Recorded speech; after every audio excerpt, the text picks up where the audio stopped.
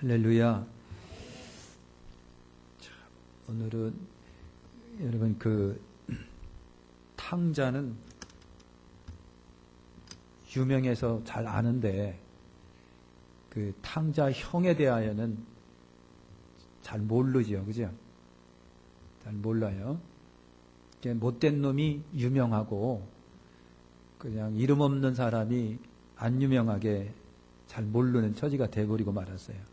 따라서 합시다. 탕자는 못된 놈이었다. 원래 또 못된 놈이에요. 원래 못된 놈인데, 근데 이제 우리가 이게 말씀을 좀 보면은요, 오늘 우리가 읽은 말씀을 보면 큰형이 성질을 냈죠, 그죠? 성질을 냈어요, 그죠? 그러니까 여러분 딱 인식되고, 아이고 동생이 들어왔는데 이렇게 성질을 부려, 나쁜 놈이네. 그랬는데 이게 우리가 이제 주님이 비유로 말씀하셨을 때 비유 속에는 엄청난 방대한 주님이 우리에게 전해주려고 하는 메시지들이 포함이 된 거예요. 그죠? 그러니까 여러분은 큰 장남, 아유 나쁜 놈, 그래 동생이 들어왔는데 그래 성질 부리고 말이야, 아버지한테 성질 부리고 그러면 돼, 나쁜 놈 그랬는데, 탕자는 그게 매력이에요. 큰 장남은 그게 매력이라니까요. 장남은 그게 매력이에요.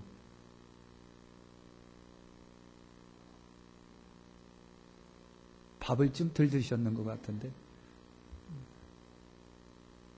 자, 이제 본론으로 들어갈게요, 그러면. 자, 두 아들이 있었다.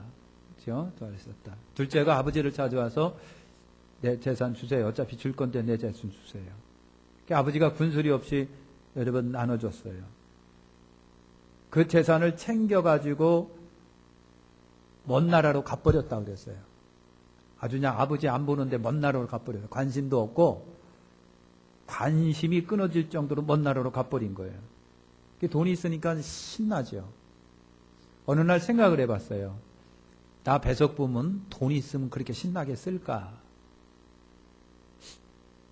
박기수 권사님 신나게 쓸 것 같은가요? 근데 주제가 못 쓸 것 같다는 거예요.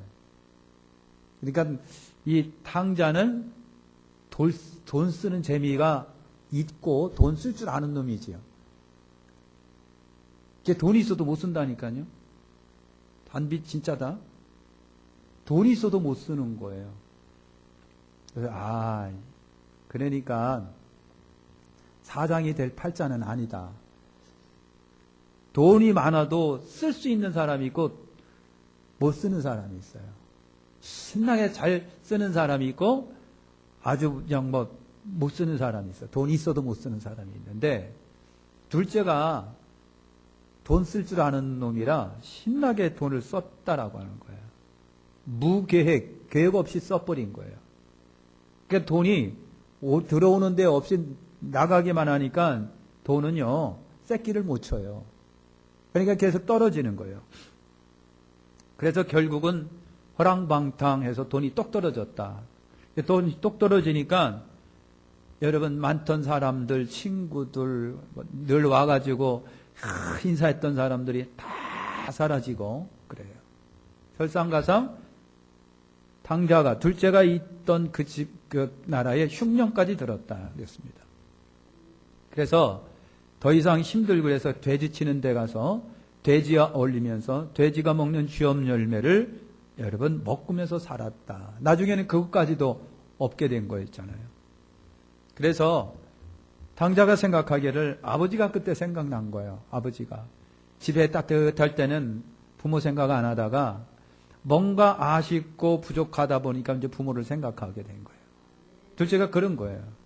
그래서 이제 아버지한테 가자. 아버지한테 가는 그래도 이렇게 굶어 이렇게 형편없지는 않을 텐데 아버지 집에는 품꾼이 얼마나 많은가. 아버지 집으로 가자. 미안하지만 어쩔 수 없다. 해가지고 아버지 집으로 가는데 아버지가 먼 데서부터도 아들을 알아보고 쫓아와서 아들을 부둥켜 안고 뽀뽀하고 난리 났어요. 뽀뽀하고 아들이 왔느냐고 그냥. 그래서 탕자가 그런 말을 합니다. 아버지, 내가 하늘과 아버지께 죄를 얻었사오니 지금부터는 아버지 아들이라 일컬음을 감당하지 못하겠나이다.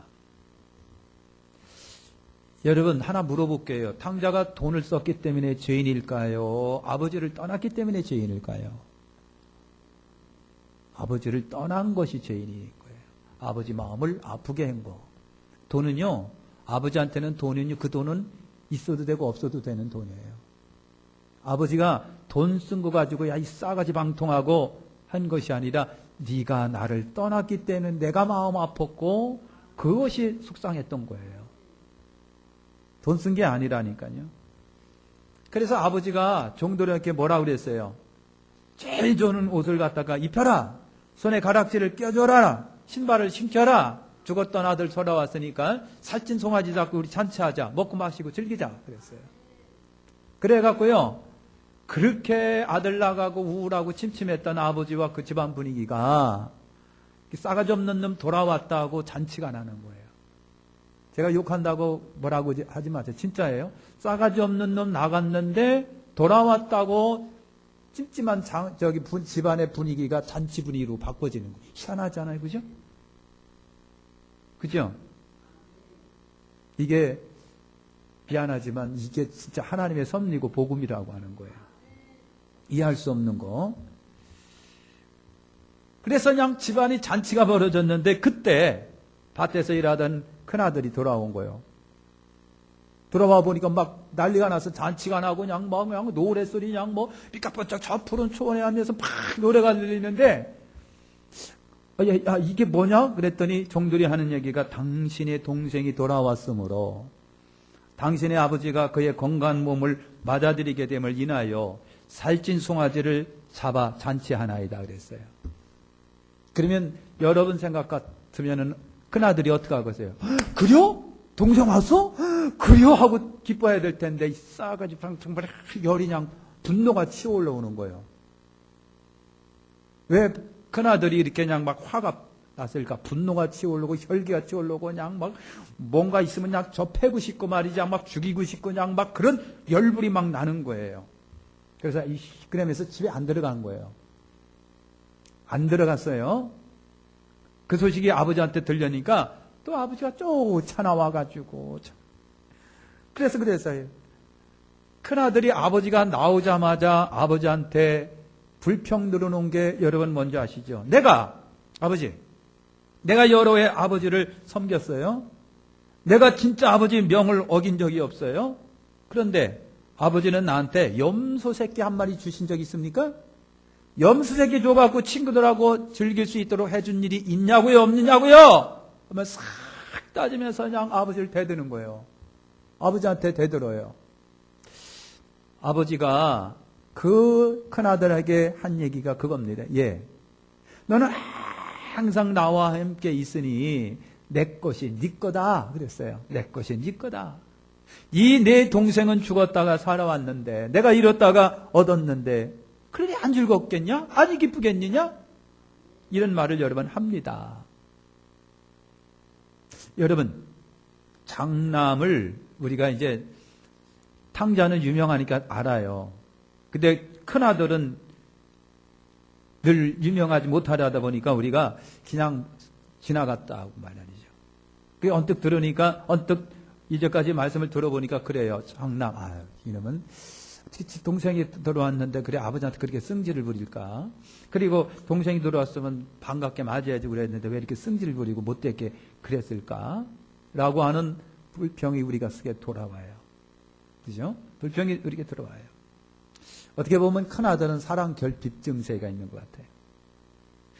하지만 오늘 우리가 장남에게서 발견할 수 있는 좋은 점을 우리가 한번 찾아볼게요. 좋은 점, 첫째는 뭐냐면 책임감입니다.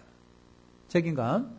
여러분 탕자형은 책임감은 그래도 장남은 장남인데 여러분 아버지가 부자잖아요. 그래갖고 둘째는 그래도 역시 둘째는 둘째예요. 여러분 그 서열 같은 거 장남 둘째 셋째 넷째 이거를 여러분 참 아무것도 아닌 것 같은데 역시 장남은 장남이고 말째는 말째란 말이죠. 그래서 아버지가 굉장히 부자인데 아들에겐 둘밖에 없는데 그래서 첫째는 재산 갖고 노방 갔는데 그래도 형님이 그래도 아버지 재산을 여러분 받을 수 있어요. 그죠? 그 나라 법에서는요. 예를 들면 열이 있다고 한다면 아버지 재산이 열이면 실은 큰형님에게 가고요. 나머지 셋이 둘째가 이렇게 돌아옵니다. 여러분 그렇게 되어 있어요. 그러니까 어차피 셋 갖고 나간 놈 7 아버지 거는 다 내 거예요. 그 아들에서 내 건데 둘째는 재산 챙겨서 나갔지만은 그래도 형님이니까 남아가지고 아버지를 돌본 책임감이 있는 거예요. 아버지를 돌봤어요. 아버지를 모시고 살았어요. 이것이 장남의 책임감이다라고 하는 겁니다. 두 번째는요. 성실함이 장남한테 있는 겁니다. 장남, 형님이. 그래서 형은 아버지를 여러분 잘 섬겼잖아요. 29절에 보니까 내가 여러의 아버지를 섬겨 명이 없었거늘 그랬어요. 여러 해를 아버지를 어떻게 했다? 섬겼습니다. 굉장히 섬겼습니다. 아버지가 무슨 말씀을 하면요. 아니라고 어깃장 놓은 적이 없습니다. 큰 아들이 그랬어요. 여러분 탕자는 수년 동안 아버지 말씀을 아는 것 같았어도 이미 마음은 떠나갖고 재산 챙겨 갔지만은 큰아들만큼은 묵묵히 아버지를 어떻게 하고요? 섬겼어요. 장남으로 사명을 다합니다. 이것이 장남의 성실성입니다. 역시 장남은 여러분 장남이다. 세 번째는 여러분 장남이 있어 그랬는지는 몰라도요. 재산을 소중하게 생각하고 함부로 재산을 허비하거나 낭비하지 않는 사람이 장남입니다. 장남이에요. 아버지가 여러분 재산 가잖아요. 쓰고도 남는 풍성함이 아버지께 있어요. 그러나 장남은요. 자기가 아버지한테 한 얘기가 있어요. 아버지 나는요. 아버지가 나한테 염소새끼 한 마리도 안 줬지만은 친구들하고 염소새끼 한 마리 잡아갖고 논 적이 없어요. 새끼 한 마리라도 여러분이 귀하게 보고 함부로 낭비한 적이 없습니다. 장남이 한 얘기가 그거예요. 내게 여러 해 아버지를 섬겨 명이 없었거늘 내게 염소 새끼라도 주어서 친구와 즐겁게 한친 일이 없더니 그랬어요. 아버지가 안 준 것보다도 자기가 안 쓴 겁니다. 솔직히 말해서 안 썼어요. 오해 때문에 소비가 없었는지는 몰라도 큰아들만큼은 소비형이 아닙니다. 아버지 재산을 함부로 쓰지는 않아요. 헛되게 쓰는 유형의 사람이 아니었다. 그러니까 둘째 탕자하고는 성향이 틀린 사람이었었다라고 하는 거예요. 그래서 큰형은요 재산을 허비하는 스타일은 아니었었다. 네 번째가 장남이 일꾼입니다. 일꾼. 여러분 장남은요 일만 하는 아들입니다. 둘째가 돌아왔다고 할 적에도 밭에서 일하다가 돌아왔잖아요. 그죠? 그 집은 형이 직접 일을 하지 않아도 되는 집안이잖아요. 일꾼들이 많았다고 그랬잖아요. 일꾼들이 많아서 일꾼들이 다 일을 하니까 자기는 그냥 편안히 앉아서 여러분 지시만 할 수 있는 위치예요. 근데 장남은요 바깥에 나가서 자기가 일을 했답니다. 땀 흘려서 여러분 일을 합니다. 게으름 피지 않았습니다. 나태한 사람은 아니었었다. 밭에 직접 나가서 일을 했습니다. 일이 몸에 밴 아들입니다. 이것이 장남이에요. 장남은 일꾼입니다. 일꾼이에요. 둘째는 뭘까요? 여러분 그것도 하기 싫어갖고 재산 챙겨서 나가서 무한정 놀았던 아들이에요. 그런 둘째 아들에 비해서 장남이 얼마나 성실하게 일을 했고 책임감 있는 아들이었다라고 하는 것을 알 수가 있습니다. 다섯 번째, 여러분 장남에게는 이상하게 말이 없습니다. 이상하게 말이 없는데 우리가 이 탕자비유에서 특이하게 발견할 수 있는 것이 뭐냐면 엄마 얘기가 없어요. 그죠? 엄마 얘기가 없는 거예요. 여러분 가출한다고 뛰쳐나갈 때 아버지보다는 엄마가 어떡하고요? 난리 나죠. 엄마가 울고 불고 네 나가면 나 죽는다. 너 나가면 내가 안 된다 하고서 근데 엄마 얘기가 없는 거예요. 왜 엄마 얘기가 없을까요? 전익식 집사님 엄마 얘기가 왜 없을까요? 원래 아버지가 장가를 안 가서? 그럼 두 아들이 어떻게 생겼는데? 엄마 얘기가 없다라고 하는 겁니다. 그래 엄마 얘기가 없다. 엄마가 없나? 일찍 죽었나? 그거는 여러분 우리가 더 깊이 신학적으로 이제 공부하고 하다 보면 엄마가 분명히 여기 스토리상으로는 있겠지만은 신학적으로 본다고 한다면 아버지 속에 엄마가 있고 엄마 속에 아버지가 있는 거다. 예? 더 알고 싶으면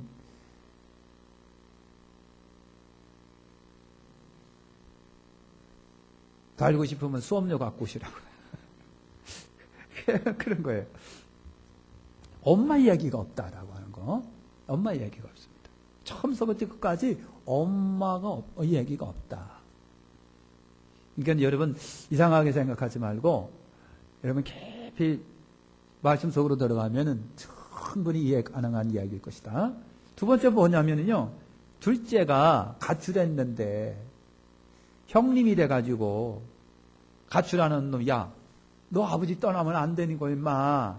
아버지 그기면 너 가면 아버지 굉장히 외로우신데 안 돼 임마. 가면 안 돼 임마. 그런 얘기가 없어요.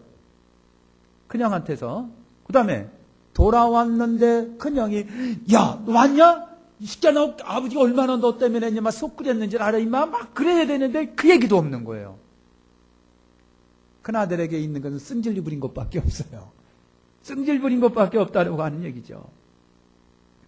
그래서 큰아들에 대한 성격 분석 같은 건 모르겠어요. 왜 그랬는지 모르겠는데 어쨌든 모르겠는데 어떻게 보면요. 너무 큰아들은요.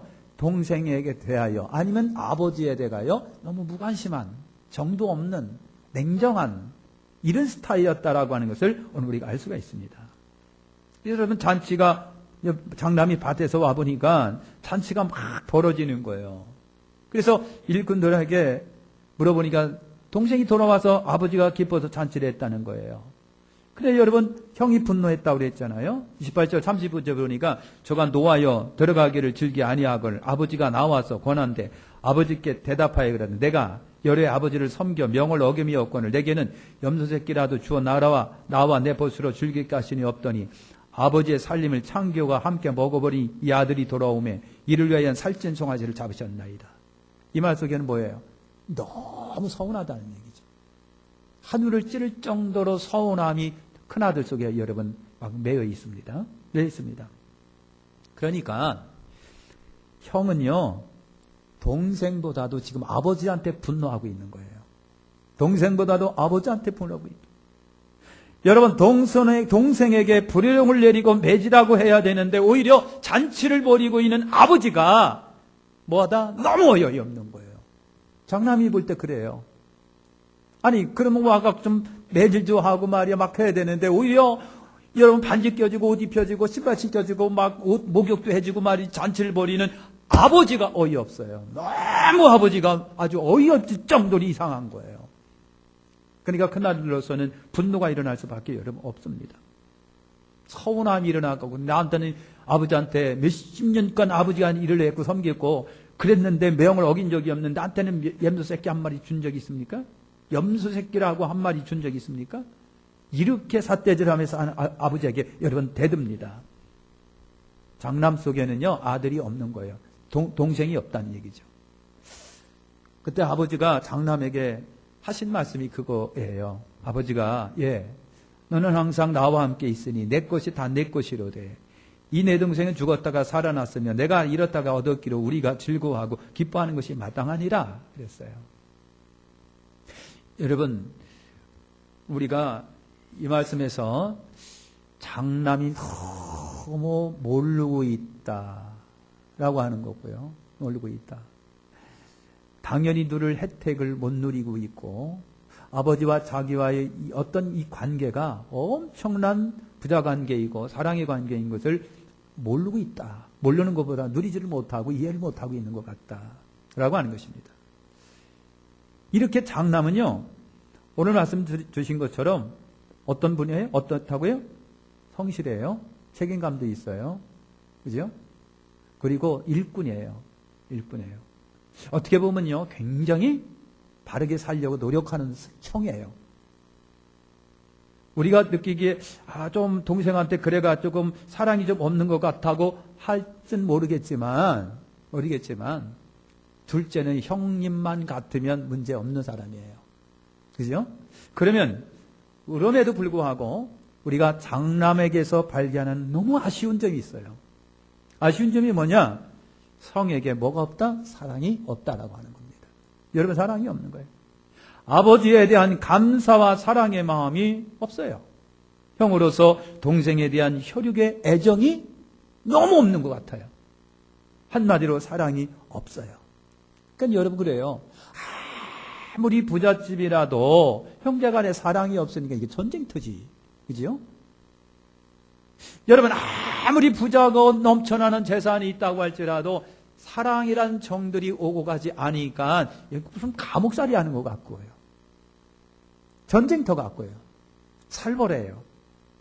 여기 무슨 웃음이 있겠어요? 사랑하는 성도 여러분, 그러니까 어디에든지 이 사랑이라고 하는 것 빠지면은요, 삭막하기 짝이 없다라고 하는 거예요. 여러분, 율법에는요, 사랑이 있을까요, 없을까요? 율법에는 사랑이 없습니다. 율법 속에는요, 정죄와 판단만이 넘쳐납니다. 율법으로는요, 죄를 졌으면은 잡아다 들여가지고 매질을 하든, 아니면 죽이든, 아니면 벌금을 때려 물리든, 율법이라고 하는 것은 정죄와 심판과 판단만이 넘쳐나는 것이 여러분 뭐예요? 율법이라고 하는 거예요. 이것이 지금의 이스라엘 사회고 유태교고 율법이고, 그리고 장남은 무슨 사람이냐면 이 율법의 사람이라고 하는 거예요. 장남에게서 뭐를 보느냐면 예수님이 오시기 전에 이스라엘을 보는 거고, 예수님이 오시기 전에 유대 사회를 보는 것이고, 예수님이 오기 전에 율법의 정체를 보는 거예요. 사랑이 없을 때 여러분, 그렇다는 얘기입니다. 자, 복음에는 여러분, 복음에는 뭐가 있습니까? 사랑이 있는 거예요. 그지요? 피의 사랑, 희생의 사랑, 이것이 예수님의 십자가 사랑인 거예요. 아버지 마음이 그거예요. 아버지 마음이 이 복음의 마음이에요. 근데 율법의 사람인 큰형은, 장남은 그 아버지가 싫은 거예요. 아버지가 못마땅한 거예요. 아버지가 하는 짓들이 참 다 어이가 없어요. 그래서 유대인들이 그 사랑의 예수님을 십자가에 못 박아버린 거예요. 열불나서 못 박아버린 거예요. 그럴 수가 여러분 없는 거예요.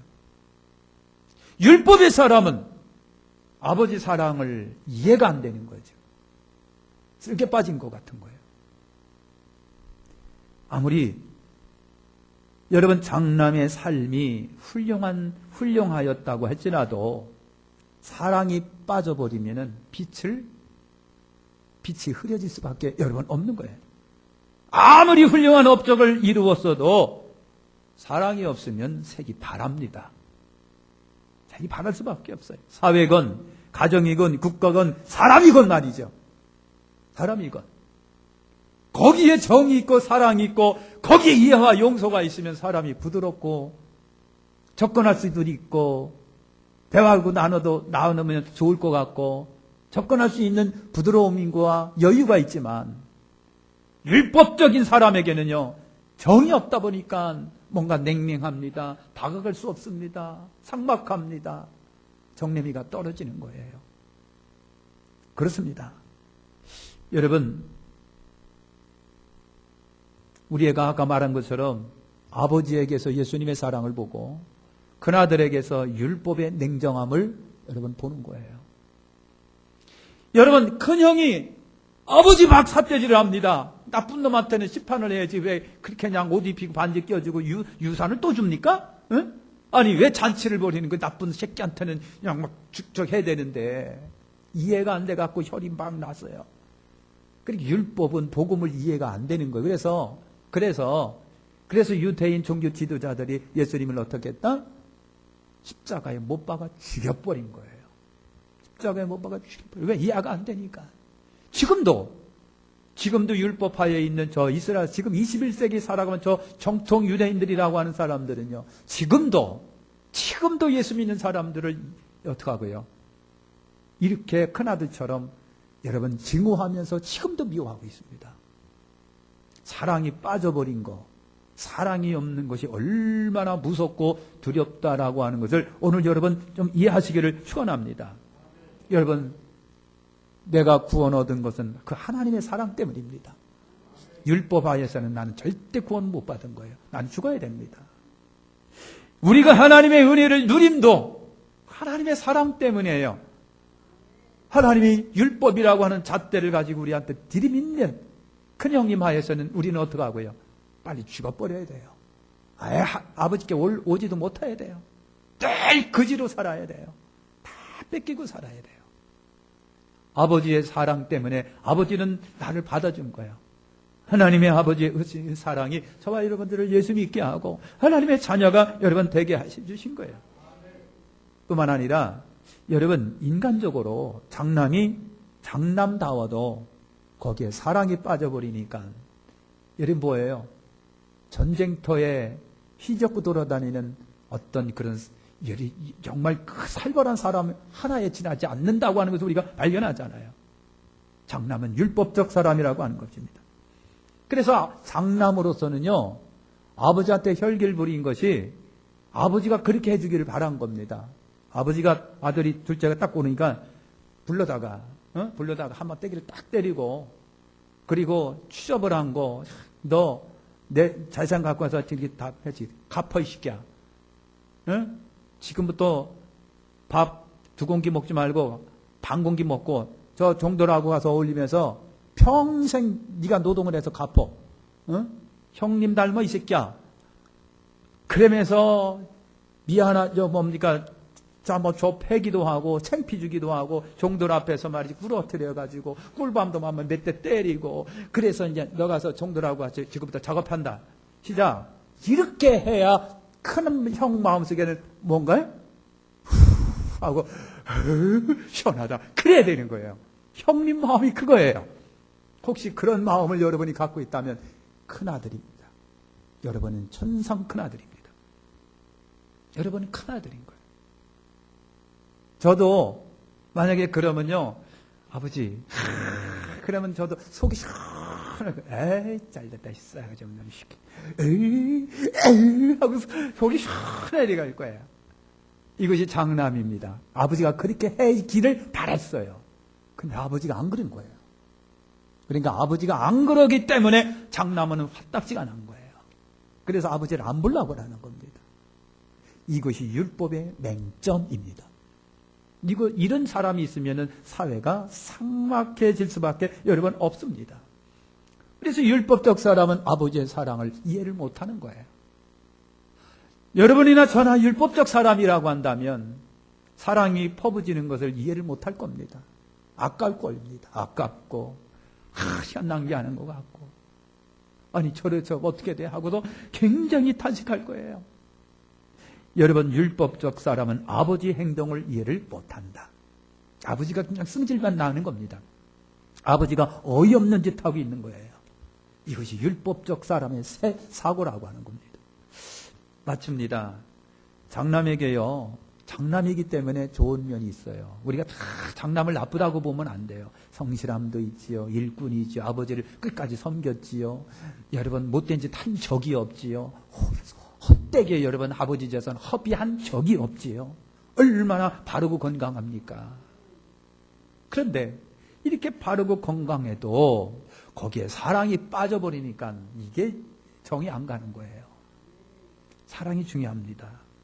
사랑은 허다한 죄를 어떻게 한다? 덮는다. 하나님의 사랑이 나의 죄, 우리의 모든 심각한 죄를 어떻다? 덮었다. 하나님의 사랑이 없었다면 우리는 여전히 죄 가운데 멸망을 당했을 것이다. 그런데 얼마나 다행인지 하나님의 그 사랑이 있음에도 불구하고 장남이 그렇게 어깃장을 놓는데도 불구하고 아버지는 붙잡아다 놨고 목욕시켜지고 옷 입혀지고 가락지 끼워지고 여러분 옷 입히 신발 신겨지고 잔치를 벌였다는 얘기예요. 그 아버지 때문에 내가 오늘 존재한답니다. 자, 기도하겠습니다.